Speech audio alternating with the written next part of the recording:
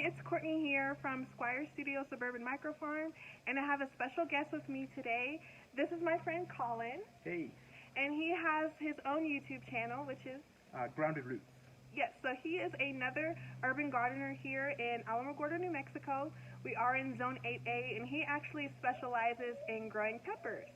So he's brought some of his seeds from his garden here for me today to give me some tips and tricks about how to grow peppers in this climate, because this will be my first year trying to grow hot peppers. If you guys have been following me, I'm competing in the Johnny Appleseed Organic Gardening Invitational, and part of the competition is growing the hottest pepper.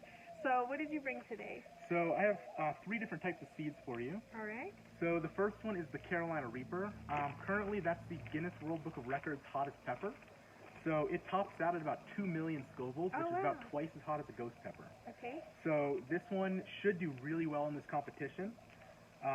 It's really great at growing. It takes a little longer than some other peppers to grow, but it's super hot. Cool, cool. Now the second one I have for you is the white Maruka Scorpion. So it's a little bit milder than the ghost pepper. It tops out at about 1.5 million Scovilles. Okay. And it's got a really cool white color, and they grow really big peppers. Okay, awesome. Lastly, I have this kind of special hybrid that I've been working on my channel called the Grounded Roots Ghost. And it was originally supposed to be a white ghost pepper, but when I grew it out, it ended up being this really pretty, vibrant red-colored pepper that was also super hot. Not quite sure what it crossed with, but it has some sort of cross in there, making it another super crazy hot pepper. Okay, awesome. Well, I really look forward to growing all 3 of these and seeing how they do in my garden. So speaking of my garden, let's go ahead and take a look around and figure out where's going to be the best place for me to grow these. So what I wanted to do next was just take Colin around the garden and kind of talk a little bit about the different microclimates that I have here in my backyard. Just because with this being my first season actually trying to grow out peppers, I'm not 100% sure where's going to be the best area in my garden to plant them for their permanent home. So first up is this area, which is closest to my house. It gets pretty much what would be full sun, but the sun starts to set behind the house about 2:30 to 3. So once it comes over the mountains, it's about 6 to 7 o'clock in the morning, depending upon the season. So it gets sun from about 7 to about 3. And I know here, especially being in the city, it gets really, really hot around 12 to 1. Yeah. So another piece of advice I was wondering is, do you use any shade cloth on your peppers? So I don't, but I am thinking of investing in some shade cloth, because the previous years I've had some sunburn on my leaves with the peppers, which usually doesn't do anything too bad unless it gets really bad, but having some shade wouldn't help, or wouldn't hurt, I guess, in the afternoon. Okay, cool, cool. Because I know, so I've seen some people up north who grow peppers saying that peppers love heat, peppers love heat, peppers love heat, but their climate is completely different from ours. Absolutely, yeah. They love heat, but not when it's 110 degrees outside. Exactly, and then the UV index here gets so high that my biggest worry would be the leaves burning or the fruit scorching just from the intensity of the sun. So, okay, I'm glad to know that that was a legitimate concern.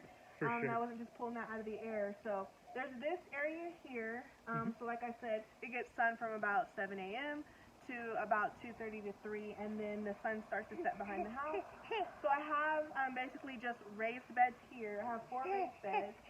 And so then my next question is, did peppers do better for you? Do you plant them in the ground, or do you plant them in pots or raised beds? So I do all of my stuff in pots, mostly just because I haven't made the investment into raised beds yet, but raised beds do work really well for peppers. Okay. So I don't see any reason that they wouldn't work well in these beds. Okay, awesome. Yeah. Because my biggest fear or concern is that it would be too hot if I put it in a pot. But knowing that you did it successfully, that kind of helps reassure me that if I wanted to grow it in a pot. If you want it, yeah, they're pretty versatile. They'll grow most places. Okay, cool, cool. Because I did try growing flowers in pots my first season here, and they almost all burned. Oh, jeez. So, but I think I left them in full sun all day. Yeah. And I started them at the hottest point in the season. Yep. So they didn't really have enough time to establish a good root system. Yeah, so where I grow my peppers, they don't get much morning sun. Okay. But they do get a lot of kind of mid-afternoon to evening sun. And then in the late evening, they're back into shade again. but overall they probably get at least 8 to 10 hours a day. Okay. So as long as you're getting about 8 to 10 hours a day, you should be fine. Okay, great. Well, then next I'll show you the area of my garden that does get full sun, and it probably does get about 8 to 10 hours a day. Awesome. So let's take a look. So the second area of the garden that I wanted to show you is one that does get like really full sun. Okay. So once the sun comes over the mountains in that direction, this area probably gets sun from about 6 or 7 a.m. to about 6 or 7 p.m. Okay, so that is a lot of sun. Yeah, so it definitely gets like full sun, about 10 to 12 hours a day. I do have to say that the soil in these beds is probably the most fertile of all the soil in the garden. There's like tons of worms, and we top it up with soil and compost a few times throughout the season, as well as we're better about being consistent with fertilizing these beds than all the other ones. So this was another area that I was considering growing the peppers, but I wasn't sure if this would be too much sun for them. So yeah, I would definitely say that this would be too much sun, but also I think it might be too much fertilizer too. Okay.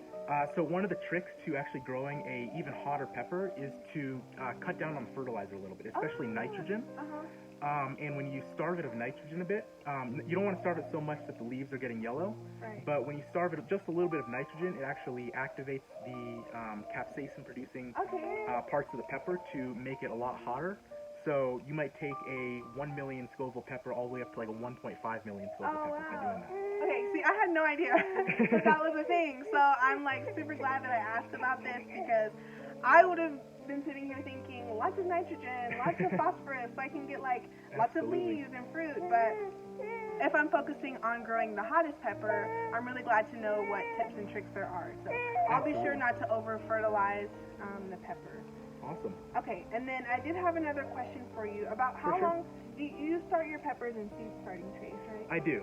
I actually just started mine a couple days ago. Okay. So yeah, any time, usually like late February to early March is a pretty good time to start them here. Perfect, because I was going to ask, when do you usually start yours? And then how long do you leave them in their seed? So I'll leave them in there for about a month to a month and a half. Okay. I usually bring my peppers outside like mid to late April. So after, usually wait like 1 or 2 weeks after the last danger of frost. And then usually that's a good time to bring them outside. Okay, perfect. All right, well, that's great to know. I'll show you my final microclimate. Okay. I don't think I'll be growing the pepper in this area, but we'll still take a look so you can see the area. The last microclimate that I wanted to talk about is this area that I have against this cinder block wall. So basically in the winter it's nice. I can grow greens here, and they stay pretty warm throughout the winter because of the heat that radiates off this wall.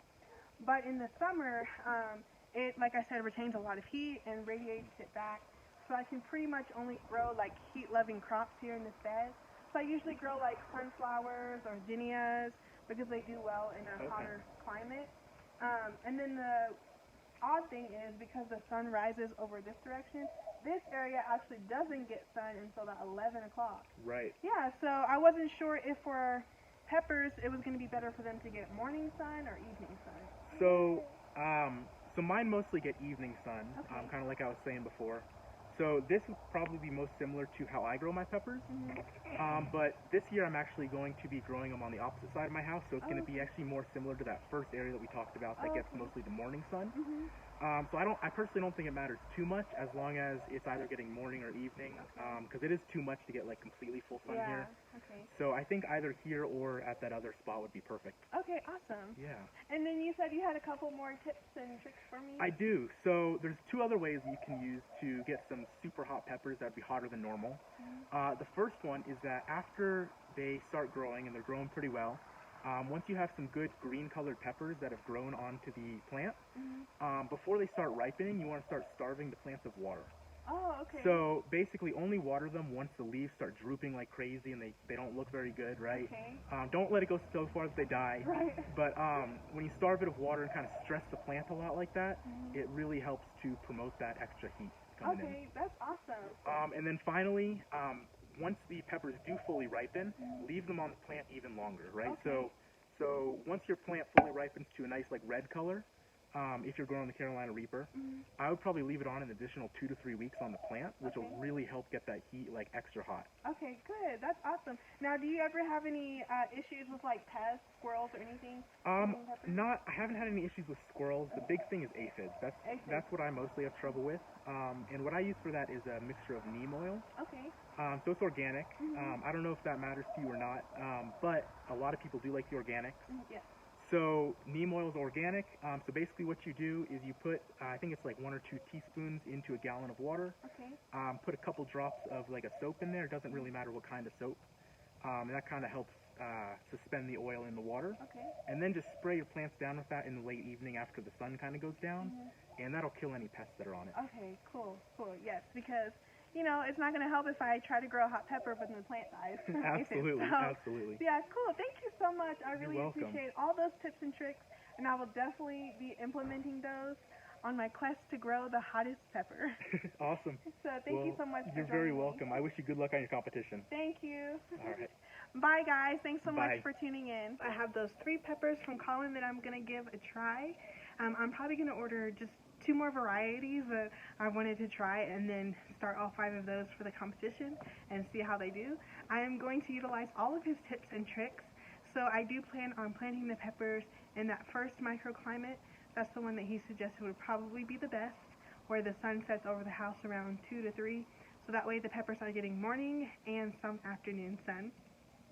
And then I'll also remember the trick not to give them too much water once they start fruiting, to starve them of water for a little while, and then continue to leave the peppers on the plant after they've matured to really help increase the heat of the peppers. So I really look forward to giving this a shot. This is my first year to actually grow peppers all the way to fruition. I did try growing some seedlings out last year, but none of them actually made it to my garden.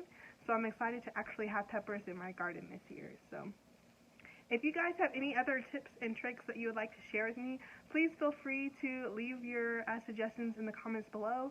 You're also welcome to contact me on my other social media, whether it be TikTok, Instagram, or Facebook, and let me know some of your pepper growing suggestions or any other pepper varieties that you would like for me to try.